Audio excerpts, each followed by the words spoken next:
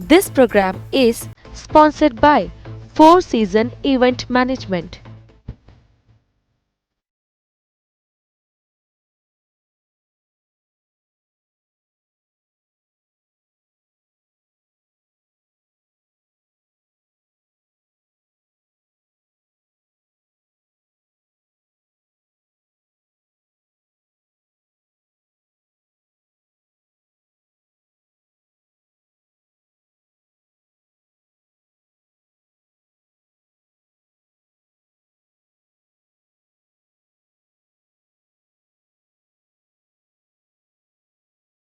Welcome the flavors of Andaman.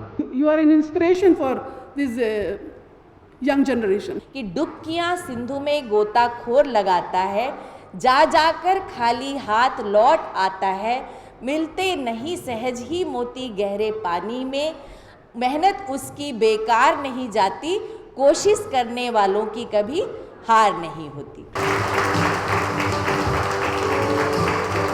इसमें कोई संदेह नहीं कि खाना बनाना एक कला है और खाना हमारी संस्कृति है, आदत है, खाने की तीव्र इच्छा है, एक पहचान है। नमस्कार, flavours of Andaman four seasons परिवार की ओर से आप सबका आज के इस कुकरी बुक एवं यूट्यूब चैनल के लॉन्च के अवसर पर हार्दिक स्वागत एवं अभिनंदन।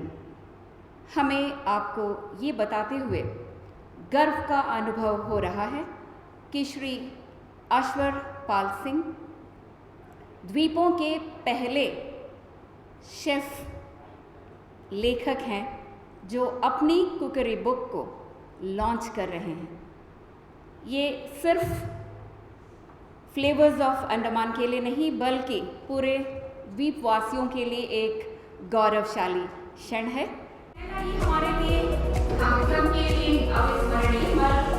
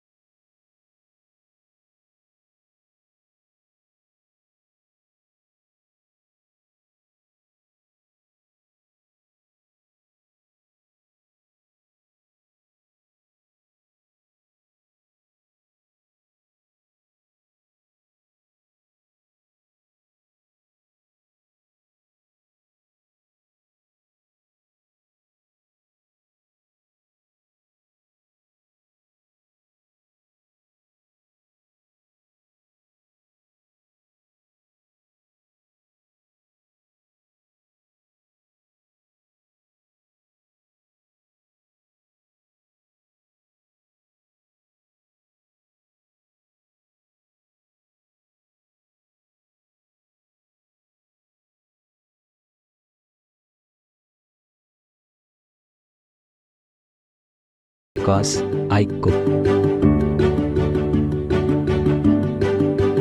तो चलिए चलते हैं अंडमान के एक नए सफर में जो दर्शाता है यहाँ की प्राकृतिक सुंदरता और संस्कृति को खाने के जरिए भी, और मिलके बनाते हैं कुछ नई और आसान रेसिपी जिनका जायका कभी कोई भूल ना सके।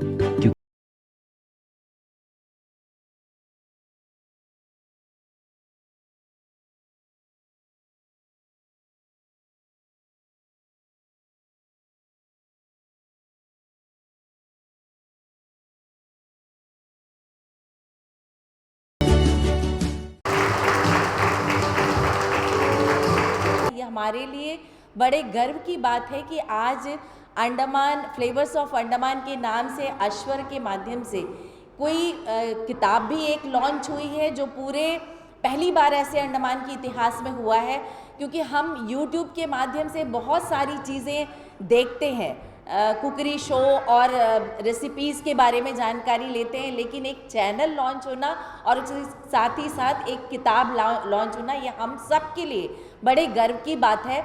और जैसा कि गीता मैडम ने कहा कि जब भी हम कहीं जाते हैं, किसी स्टेट में जाएं या किसी देश में जाएं, तो वहाँ की क्विज़ीन ज़रूर ट्राई करते हैं, वहाँ की क्या स्पेशलिटी है उसको ज़रूर टेस्ट करते हैं और उसके बारे में जानकारी लेते हैं। लेकिन जब हमसे पूछा जाता है तो मैं खासकर यही जवाब देती हूँ कि देखिए, अंडमान निकोबार द्वीप समूह एक छोटा भारत है, मिनी इंडिया है। यहाँ हर प्रदेश के लोग रहते हैं, तो हम हर तरह की रेसिपी हम मतलब खाने में अपना इस्तेमाल करते हैं और बनाते भी हैं। ऐसा नहीं है कि हमारे यहाँ नॉर्थ इंडियन साउथ इंडिया का फूड नहीं खाता है। हम अपने नाश्ते में अगर इडली डोसा खाते हैं तो दूसरे दिन आलू पराठा भी खाते हैं। इस तरह की अलग अलग चीज़ें हम अपने खाने में शामिल करते हैं और ये हमारे लिए बड़े गर्व की बात है। लेकिन कहीं ना कहीं ये लगता है, कोई अगर आगे से आकर पूछता है कि क्या यहाँ की स्पेशलिटी है, तो हम बता नहीं पाते हैं, इतना ही बोलकर रह जाते हैं। जबकि हमारे यहाँ भी सी फूड का खजाना, यहाँ पे आप देख सकते हैं कि समुंदर के बीच में हम ये आइलैंड्स हैं, हमारे लिए बहुत सारी ऐसी चीज़ें हैं, लेकिन कभी ऐसी कोशिश नहीं की गई। लोग अपने घरों में बनाते हैं, ट्राई करते हैं, लेकिन उसको इस तरह से उभार कर सामने लाना कि यहाँ में भी लोग अच्छी अच्छी रेसिपीज़, अलग अलग चीज़ों का इस्तेमाल करके, यहाँ के मसालों का इस्तेमाल करके, नारियल का इस्तेमाल करके कितनी अच्छी चीज़ें बनाई जा सकती हैं, ताकि देश के साथ साथ हमारे यहाँ जो टूरिस्ट भी आते हैं विदेशों से, उनके सामने भी रख सकें। और इस दिशा में अश्वर की एक कोशिश, और अश्वर को हमने हमेशा देखा है कुछ ना कुछ नया करते रहना, कोशिश करते रहना। तो वो कहते हैं ना कि कुछ हासिल करने की कोशिश ही आपकी पहली जीत होती है। तो ये जीत उन्होंने हासिल कर ली है और ये उससे आगे जाने की दिशा में ये कदम अश्वर का है, और हम सभी को मिलकर उनको अप्रिशिएट करना चाहिए, उनको बढ़ावा देना चाहिए, क्योंकि ये देखकर हमारी जो आगे की जनरेशन है और बच्चे हैं वो भी मोटिवेट होंगे और वो भी इस तरह के कदम आगे बढ़ाने की दिशा में सोचेंगे ज़रूर। You are an inspiration for this young generation. मैं ये बात ज़रूर कहना चाहूँगी कि जब भी हम अपने बड़ों से सुनते थे और बचपन में हम लोगों ने देखा भी है कि जब हमारे घर में चावल चढ़ाती थी अम्मा, तो फिर घर में जो भी कहीं कोना कानी में जो भी पेड़ पौधा होता था तो वहाँ जाती थी और एक नारियल तोड़ा, नारियल पीस लिया, एक पपीता तोड़ा, काट के नारियल में डाल दिया, कद्दू सॉरी ये आजकल तो कद्दू कहते कुमड़ा के पत्ते, है ना, मैं गलत तो नहीं बोल रही हूँ ना, हाँ, उसका पत्ता ले लिया, क्या सब्ज़ी बनती। वो जो ये सजना फली, फिर आप गुइयाँ जो लगा लो, कुछ भी अपने बगीचे से लिया और उसकी सब्ज़ी बना ली।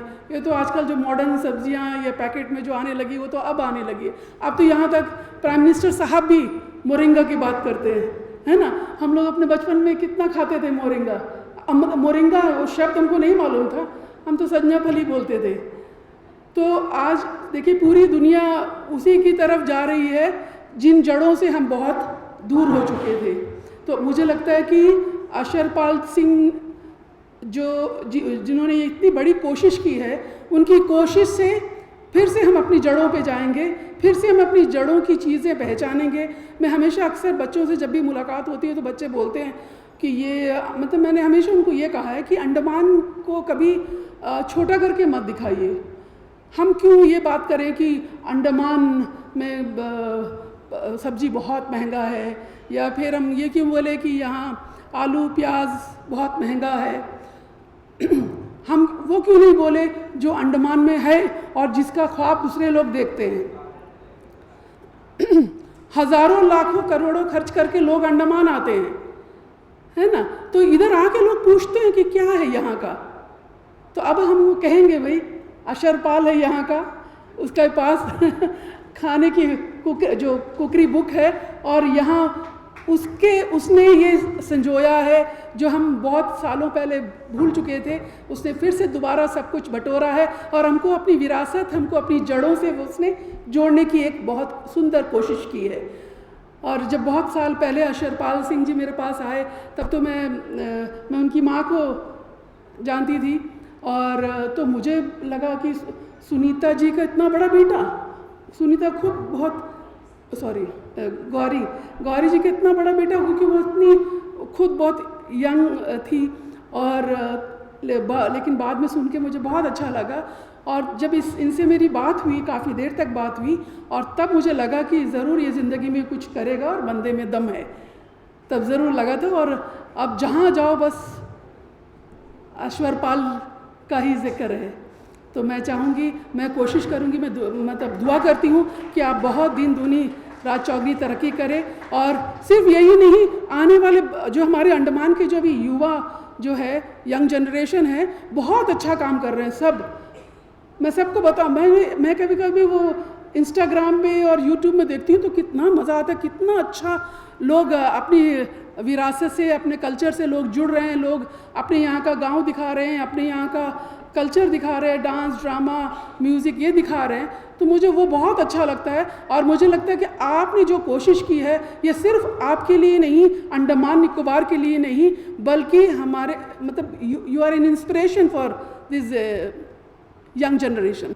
अब आप सबका परिचय मैं उस व्यक्तित्व से कराना चाहूँगी जिसने अपनी लगन, मेहनत एवं दृढ़ संकल्प से द्वीपवासियों के दिलों में ऐसी जगह बनाई है कि चाहे वो हल्दी सेरेमनी हो, चाहे वो शादी हो, चाहे कोई भी शुभ अवसर हो, 4 सीजन्स की ऐसी सुंदर व्यवस्था, चाहे वो डेकोरेशन से संबंधित हो या फिर स्वादिष्ट व्यंजन से संबंधित हो, हर किसी के दिल को भाती है। Ladies and gentlemen, please put your hands together for the CEO and founder of 4 Seasons, Chef अश्वरपाल Singh. जोरदार तालियां तो बनती है। और ऐसे हुई शुरुआत 2016 में 4 सीजन इवेंट मैनेजमेंट की, और हम सब जानते हैं कि 4 सीजन्स आज कैसे सफलता की शिखर को छू रहा है। और ये हम सब के लिए गर्व की बात है कि इन्होंने उपराष्ट्रपति जैसे कई गणमान्य अतिथियों के समक्ष अपने हुनर को दर्शाने का अवसर प्राप्त किया। एक लोकप्रिय शेफ के नाते आपने कई राज्यों में द्वीपों का प्रतिनिधित्व किया है और कई अवार्ड्स भी प्राप्त किए हैं। सराहनीय बात यह है कि कोविड-19 महामारी के दौरान आपने द्वीपों के लोगों को राशन, दवाइयाँ एवं भोजन की सुविधा उपलब्ध कराने का सराहनीय प्रयास किया है। साथ ही बेजुबान जानवरों को भी आपने खाना खिलाया। कोविड महामारी के दौरान बहुत कम लोग ये सोचते थे कि ये बेजुबान जानवर है, इनका ध्यान कोई नहीं रख रहा है, तो उस ओर भी इनका ध्यान गया।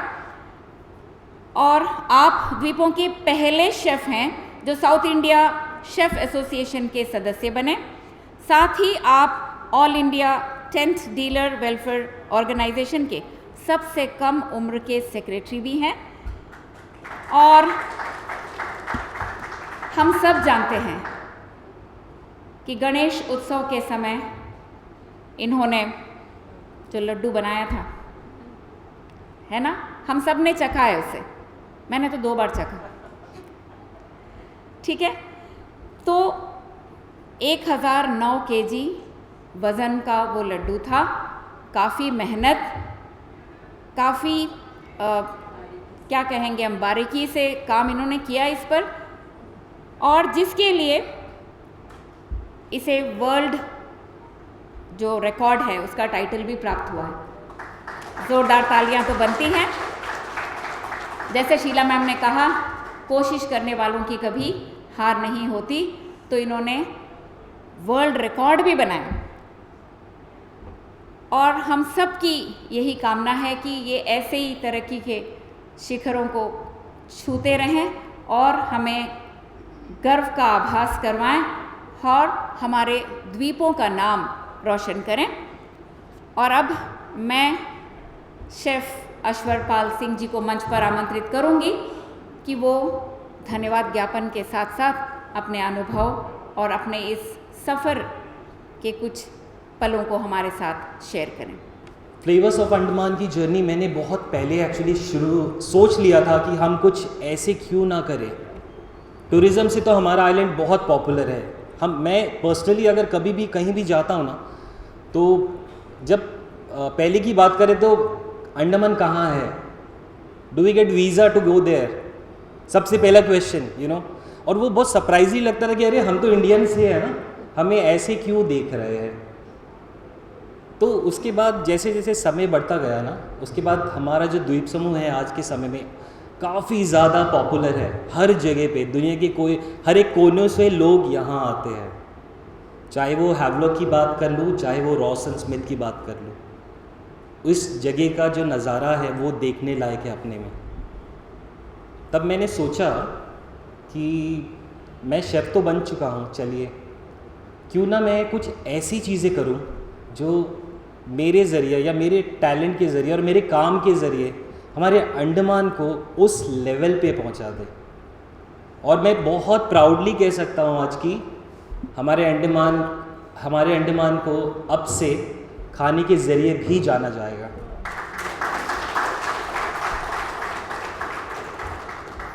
एक बुक लिखना बहुत मुश्किल रहा है मेरे लिए, क्योंकि जैसे मैंने अपने वीडियो में भी बताया कि मैं ऐसा क्या बताऊं जो पहले कभी कहा नहीं गया हो इस जगह के बारे में। तो मैंने सोचा कि क्यों ना मैं उस चीज़ को याद करूं जो हमारी मम्मी, जो हमारी नानी, जो हमारी दादी हमारे लिए करती थी। आजकल वो जायका कहाँ मिलता है हमें, ना ही देखने को और चखने को तो बिल्कुल ही नहीं मिलता है। आजकल के मॉडर्न ज़माने ने इतनी हमारे लाइफस्टाइल को चेंज कर दिया है कि आई थिंक हम वो छोटी छोटी जो खुशी थी ना पहले, जब फैमिली के संडे के घर पे सारे परिवार के लोग आते थे घर पे, पहले तो हमारे यहाँ पे जंगली मुर्गी मिलती थी, अब बहुत कम हो गई है, बहुत लोग अब पसंद भी नहीं करते। बट जो जायका उस चीज़ का है, वो जो प्यार था लोगों के बीच में खाने को, और संडे का ऐसा दिन रहता था या कोई भी हॉलीडे जब भी होता था जब सबको एक साथ मिलने का मौका मिलता था, तो उस चीज़ को खाने के ज़रिए सबके साथ जोड़ते थे। तो वही इंस्पिरेशन के साथ जब मैं आज भी ट्रैवल करता हूँ, मैं कहीं भी जाता हूँ, तो मुझे बहुत पसंद है कि मैं उस जगह का जायका को चखूँ। जैसे हम कलकत्ता जाते हैं, तो कलकत्ता में जाते ही ना, हम एयरपोर्ट से जैसे ही निकलते हैं ना, तो सबसे पहले तो वाव मोमोज़ दिख जाता है हमें, उसके बाद हमें बिरयानी का काउंटर दिख जाता है। तो कलकत्ता में जाते ही आप कोई भी गली में जब भी जाओगे ना, तो वहाँ पे आपको बिरयानी की खुशबू आने लगेगी, क्योंकि कलकत्ता में बिरयानी बहुत मशहूर है। क्योंकि कलकत्ता की बिरयानी में आलू भी होता है जो हमें कहीं नहीं और मिलता है। तो उस कलकत्ता वाली बिरयानी को सारे स्टेट से अलग करता है। तो वो जायका अगर आपको चाहिए तो आपको कलकत्ता ही जाना होगा। सेम अगर हम दिल्ली चले जाए, नॉर्थ में चले जाए, तो वो छोले भटूरे की जो स्वाद है ना, जो काले चने की जो स्वाद है, जो खुशबू है, जो अचार के साथ सर्व करते हैं, वो जायका आपको और कहीं नहीं मिलने वाला। वैसे ही अगर कभी हम चेन्नई लैंड करते हैं, तो वहाँ पे जाते ही इडली और डोसे, सांभर चटनी की जो टेस्ट है, जो स्वाद है, वो जायका आपको कहीं नहीं मिलेगा।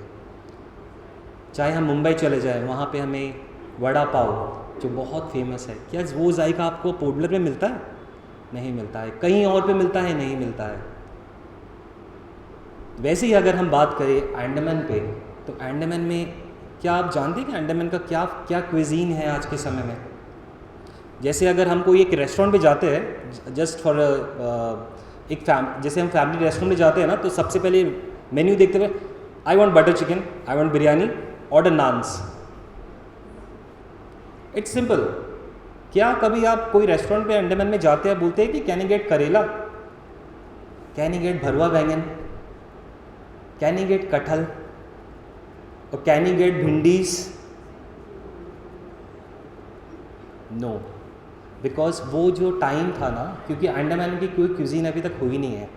जितना मैंने रिसर्च किया है इस चीज़ के बारे में, तो मैंने किसी जगह पे भी कोई क्विजीन को पाया नहीं है। सी फूड से हमारा आइलैंड बहुत पॉपुलर है, no doubt. Sea food taste करने के लिए, सी फूड खाने के लिए बहुत लोग आते हैं यहाँ पे अंडमान्स में।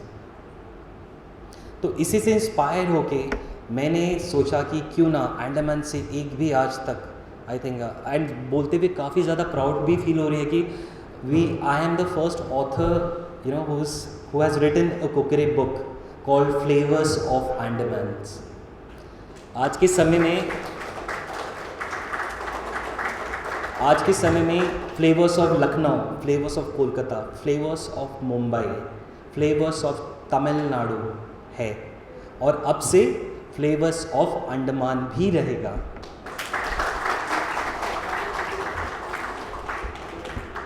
बुक लिखने की जो जर्नी थी वो बहुत ही ज़्यादा हार्ड रही है मेरे लिए, क्योंकि मुझे ऐसे रेसिपीज़ चाहिए थी जो ज़मीन से जुड़ी रहे, हमारे रूट्स से जुड़ी रहे, जिसको हमने बहुत पहले चखा था और वो आज भूल चुके हैं। तो मैंने अपने बुक्स में वही रेसिपीज़ डाली है जो आई थिंक वो अंडमान्स को हमसे, हमारे प्लेट से, हमारे खाने को कनेक्ट करेगा। तो काफ़ी फ्यूजन, थोड़ा सा फ्यूजन के साथ, क्योंकि पुराने टेस्ट नए जनरेशन को कंबाइन करते हुए मैंने इस बुक को लिखा है, जिसमें आपको 20 रेसिपीज़ मिल जाएंगी। एंड इस बोलते हुए काफ़ी ज़्यादा खुशी मिलती है कि इस बुक को हमने all national and international platform पे भी लॉन्च किया है। तो अगर आपको इस बुक को लेना हो तो आप Amazon, Flipkart, Kindle, Google book stores, Blue Rose publications जिसने हमारा बुक को पब्लिश किया है, यहाँ सबसे आप ले सकते हैं। और अगर आप गूगल पे जाओगे, अगर आप फ्लेवर्स ऑफ अंडमान मारोगे तो I think we will be the first to open the pages. तो ये हमारे लिए काफ़ी ज़्यादा प्राउड की, आई थिंक आइलैंडर होने के नाते मेरे लिए काफ़ी ज़्यादा गर्व की बात है ये चीज़। तो बुक लिखने के बाद ही जब हम शूट कर रहे थे बुक के फ़ोटोज़ को, तो तब मैंने सोचा कि क्यों ना इस चीज़ को 20 पे ही ना ख़त्म करते हुए इसे क्यों ना हम इसे कंटिन्यू कर दें, और क्यों ना हम इसे एक जर्नी बता दें, वो सारे पल, वो सारे इमेजेस, वो सारे जगह के बारे में जो अभी तक दिखाई नहीं गई हो। हम क्यों वही चीज़ दिखाए जो हमेशा दिख रही हो। तो जब मैंने इस जर्नी की शुरुआत की तो तब मुझे जाके पता चला कि एक फार्मर कितना मेहनत करता है हमारे तक उस चीज़ को पहुंचाने के लिए। क्योंकि जब मैं शूट कर रहा था धूप में, तो मैं तो 10 मिनट में मेरी हालत ख़राब हो गई, और उसी समय मैं देख रहा हूँ कि एक फार्मर 9 से 5, 8 सुबह 6 से 9 शाम के 5 बजे तक वो मेहनत कर रहा है धूप में। तो I think this is the biggest, ये सारी चीज़ें has inspired me to do more and more things. तो उसके साथ ही हमने डिसाइड किया कि हम एक चैनल भी बनाएंगे जिससे आप हमारे रेसिपीज़ को, अंडमान्स को एक दूसरे नज़र से देख सकेंगे। तो आज जो चैनल लॉन्च हुआ है वो यूट्यूब पे लॉन्च हुआ है, इसको दुनिया से कोई भी कभी भी देख सकता है, और हमारे 3 एपिसोड्स हर हफ्ते प्ले होंगे। तो आपसे निवेदन है कि please subscribe the channel for getting more updates and new recipes. उसके साथ ही साथ जब कुछ और भी मैं इंटरेस्टिंग चीज़ें बताऊंगा कि जब हम शूटिंग जब हमने शुरू किया था, पहले दिन थी हमारी, मुझे आज भी याद है, तो सब चीज़ बहुत अच्छा चल रहा था, बहुत अच्छा चल रहा था। मैंने प्रॉपरली शूट भी ख़त्म किया, और उसके साथ ही साथ एक ऐसी घटना हो गई हमारे साथ जिसको आई थिंक हम कभी भी नहीं भूल सकते हैं आज के समय में। हमारे एक बहुत ही ख़ास इंसान जो हमारे साथ शूट में थे, उनका हार्ट अटैक से डेथ हो गया, वो भी 10 मिनट के अंदर हमारे आंखों के सामने। मैंने जैसे ही लास्ट रेसिपी शूट करके ख़त्म करी उसी समय। तो आई थिंक वो जो उन्होंने जो चीज़ें हमें सिखाई है ना, और उनके जाने के बाद भी मैं एक समय तो मुझे लगा कि चलिए इस चीज़ को यहीं बंद कर देते हैं। फिर एक समय मुझे ऐसे लगा कि उन्होंने मुझे खुद बोला, फिनिश कीजिएगा इसे आगे ले जाइएगा।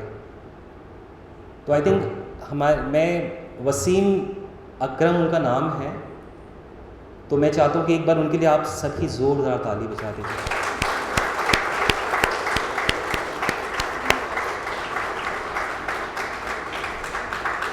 Many people to thank behind the scenes actually, क्योंकि जब तक आपके पास एक अच्छा सेना ना हो, एक अच्छा टीम ना हो, तो आई थिंक कोई भी सफ़र पूरा नहीं हो सकता है कभी भी। तो मैं सबसे पहले वसीम भाई का शुक्रिया अदा करता हूँ। उसके बाद जो वीडियोस आपने देखी है अभी, जो वीडियोस इतनी मेहनत से सुबह रात के इतनी रात को अर्ली मॉर्निंग सुबह जो शूट किया गया है, जो एडिटिंग हुआ है, मिस्टर राम, मिस्टर अंकित, मिस्टर मोहित, मिस्टर पेरी जो हमारा एडिटर है, और रितेश, इनके लिए भी मैं बहुत बहुत शुक्रिया अदा कहता हूँ उनको कि आपका सपोर्ट बहुत ही ज़्यादा अच्छा रहा है हमारे साथ। और शाइस्ता जिसने मुझे लिखने में बहुत हेल्प किया है, पूजा राव जिसने मुझे नरेशन में बहुत हेल्प किया है, फ्यू पीपल जिनकी वजह से हमें बहुत जगह पे स्पॉट्स मिली हैं जहाँ पे हम शूट कर सकें, क्योंकि ये हमारे लिए बहुत ही ज़्यादा डिफ़िकल्ट टाइम रहता है जब हम जाके किसी लोकेशन पे शूट करते हैं, क्योंकि कभी वेदर ख़राब रहता है और वेदर अगर बारिश भी ना हो तो लेकिन उस जगह पे हम शूट नहीं कर पाते कभी कभी। तो कुछ लोग ऐसे होते हैं ना जो हमें रास्ता दिखा देते हैं कि आप यहाँ पे जाइए, यहाँ पे सारी चीज़ें हो जाएंगी आपकी। तो आई थिंक रेनू है जो लोहा बैरिक में रहती है, तो उसके लिए भी बहुत बहुत थैंक यू कहता हूँ मैं। नागराज जो चिड़िया टापू से बिलोंग करता है, जिसने अपनी प्रॉपर्टी में हमें काफ़ी ज़्यादा शूट करने के लिए दिया, जगह को दिया है, और अमन जिसने हमें वडूर में शूट करने के लिए दिया है, और मिंटू देवनाथ जिसने हमें काफ़ी ज़्यादा हेल्प किया है हमारे शूट पे, मिस्टर एहतेशाम जिसने हमेशा ही हमें हेल्प किया है हर चीज़ के लिए, मिस्टर मोहन जिसने हमें हमेशा अपना बैक सपोर्ट दिया है, मिस्टर संजय बहादुर जिसने हमेशा ही हमें गाइडेंस बताया कि आप ऐसे कीजिए, आप ऐसे कीजिए, and the full crew and team of flavours of Andaman. मेरे जितने भी क्रू मेंबर्स हैं, आप सभी को थैंक यू मेरे तरफ से। यहाँ पे जो डाला है रेसिपी गोश्त भरवा करेगा, बहुत अचार वाले और कोकोनट क्रीम डालते हैं and green. This is prawn coconut curry, prawn coconut masala, जिसपे फ्रेशली ग्राइंड कोकोनट है जो बेस मसाला है, उसको स्पाइसेस के साथ मिक्स करके कोकोनट मिल्क डाल के और ये बहुत प्यार से बहुत देर तक भून के ये बनाया। दिस इज सबकी बहुत कम स्पाइस, मैंने कोई भी एक्स्ट्रा स्पाइसेस यूज़ नहीं किए हैं इसमें कि हमारा ऑथेंटिसिटी है वो खराब हो जाए, क्योंकि हम लोग घर पे यही रखना पाता था। अब तो कलर डाल देते हैं, सब चीज़ होता है। मैंने कोशिश की कि मैं ऑथेंटिसिटी को बिल्कुल बरकरार रखूं डिफरेंट स्टाइल पे। आज के समय में मच्छी मिलना बहुत मुश्किल है। नारियल की जो मिठाई होती है भी हम नहीं खाती है, बट जो उसका जो वो आपके सामने आज